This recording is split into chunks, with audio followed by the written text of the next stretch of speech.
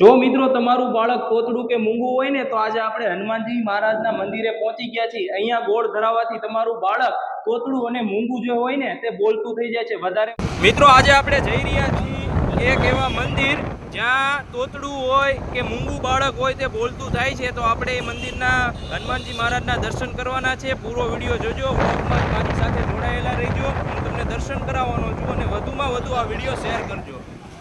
તો મિત્રો આપણે પહોંચી ગયા છીએ વીઆર મોલ અને અહીંયાથી હવે 8 કિલોમીટર મંદિર દૂર છે। આપણે પહોંચી ગયા છીએ એરપોર્ટે। તો આજની કોઈની ફ્લાઇટ હોય તો ગયો ભાઈ મળતા જ આવી, અને ત્યાંથી હવે 4 કિલોમીટર આપણે દૂર છીએ। આપણે ડુમસ પહોંચી ગયા છીએ। ડુમસનો જે આ પહેલો ગેટ આવે ને ત્યાંથી આપણે વળી જવાનું રહેશે ડાબી બાજુ હનુમાનજી દાદાના મંદિરે જવા માટે। આપણે અહીંથી ટર્ન મારી દઈશું, બરોબર છે? તો અહીંયાથી ડુમસમાં જવાય છે। જેને એન્જોય કરવો હોય તે ડુમસ જઈ શકે છે, બાકી આપણે જવાનું છે હનુમાનજી મહારાજ આગળ। તો વધારે વિડીયો જોતા રહેજો પૂરેપૂરો, આગળ હું તમને માહિતી આપીશ પૂરેપૂરી। મિત્રો ફાઇનલી આપણે ભીમપુર ગામમાં પહોંચી ગયા છીએ। આ છે ગામની એન્ટ્રી અને મંદિર અહીંથી 300 મીટર જ દૂર છે। તો આપણે આગળ જઈને જોવી મંદિર।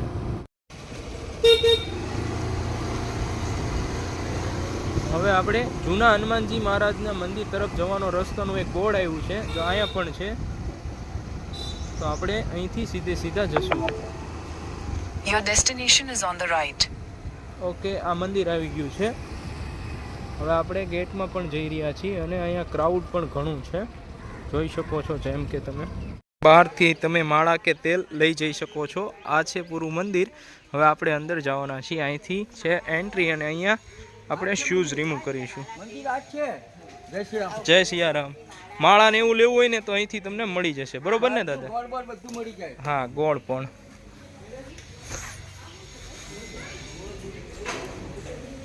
ઓકે, અહીંયા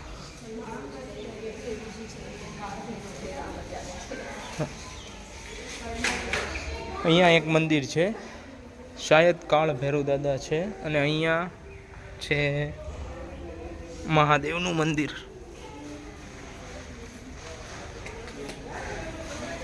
એની બરોબર સામે છે એક સાંઈ બાબાનું મંદિર, જેના દર્શન પણ તમે કરી શકો છો।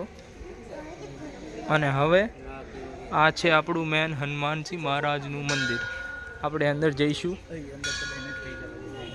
જો મિત્રો તમારું બાળક તોતડું કે મૂંગું હોય ને તો આજે આપણે હનુમાનજી મહારાજના મંદિરે પહોંચી ગયા છીએ। અહીંયા ગોળ ધરાવવાથી તમારું બાળક તોતડું અને મૂંગું જે હોય ને તે બોલતું થઈ જાય છે। વધારે માહિતી માટે આપણે બાપુને પૂછીશું કે ભાઈ કઈ રીતના છે આપણે હનુમાનજી મહારાજનું। હવે છોકરા 1.5 વર્ષ કે પછી મોટા બી હોય, નહીં બોલતા હોય, જન્મથી નહીં બોલતા હોય કે તોતડું બોલતા હોય, તો ત્યાં હનુમાનજીને ગોળ ખવડાવે। ગોળ ખવડાવે પછી એ બોલતા થઈ જાય, આવીને દર્શન કરાવે છે। ને આપણું ઘર આપણે ઇન્ડિયાની બહાર બી જાય છે, ઇન્ડિયાને બહાર લઈ જવાય છે। ઇન્ડિયામાં ને ઇન્ડિયામાં હોય તો એનો ઘર લઈને આવવાનો, છોકરાને ઇન્ડિયાની બહાર હોય તો પછી ઘર લઈ જવાય છે આપણે। રોજ આપણે એને રોજ ખવડાવવાનો, બોલતા થઈ જાય પછી આવીને દર્શન કરાવવાનું અહીંયા। જેમ કે ભાઈ વાત કરીએ કે ભાઈ આઉટ ઓફ કન્ટ્રીના લોકો પણ અહીંયા બાધા કે માનતા રાખતા હોય છે। જે પણનું બાળક તોતડું કે મૂંગું હોય ને તો અહીંયા દાદાના આશીર્વાદથી બોલતું થઈ જાય છે, અને ગોળને અહીંયા આપણે દાદાને પહેલા ચખાડીએ છીએ, બરોબર ને? હા, પછી બાળકને આપણે આપીએ છીએ। તો 100% તમે ગમે ત્યારે ડુમસ આપણે સુરત ફરવા આવો ત્યારે એક વખત આ મંદિરની મુલાકાત લેજો। અહીંથી 2-3 કિલોમીટર જ દૂર છે। હા, 2 થી 3 કિલોમીટર જ દૂર છે। અને જો કોઈ આવું બાળક તમારે કુટુંબમાં કે તમારા સગાવાલામાં કે કોઈ પણ જગ્યાએ હોય તો આ વિડીયો વધુમાં વધુ શેર કરજો અને છોકરાને લઈને આવો। હા, અને છોકરાઓને લઈને ખાસ અહીંયા આવો અને એક વખત વિઝિટ કરો, મજા આવશે। અને બીજી કાંઈ પણ તમારે ઘરે પરેશાની હોય કે આપણે ઝઘડા થતા હોય કે કંઈ થતું ન હોય, બરોબર છે, કે ટોટલી દાદાની શ્રદ્ધાથી તમે મનોમન આ વિડીયો જોઈને પણ પ્રાર્થના કરશો તો પણ અહીંયા દાદા ઈચ્છા પૂરી કરે છે। તો વધારે અહીંયા આપણે ટાઈમિંગની વાત કરીએ તો ટાઈમિંગનું કઈ રીતના છે? સવારે 6 થી 1 છે ને 3 થી 8 છે। 8 વાગ્યા પછી આપણે ગોળ બનાવી આપતા નથી।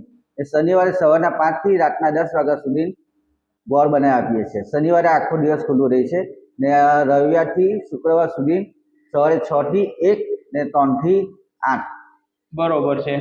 વધારે આ વિડીયો લોકો જોડે શેર કરજો અને ફોલો કરવાનું ભૂલતા નહીં. જય હનુમાનજી મહારાજ.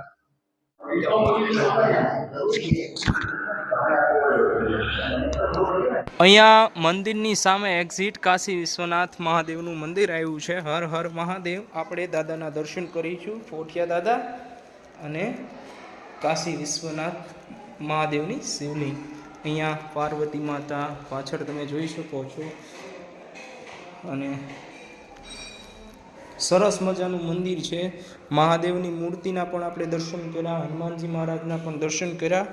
અને આવી રીતે સામે હનુમાનજી મહારાજનું મંદિર છે જે આપણે બાળકોને ગોળ ખવડાવે છે. અને અહીંયા સાંઈબાબાનું છે અને અહીંયા મહાદેવનું મંદિર છે.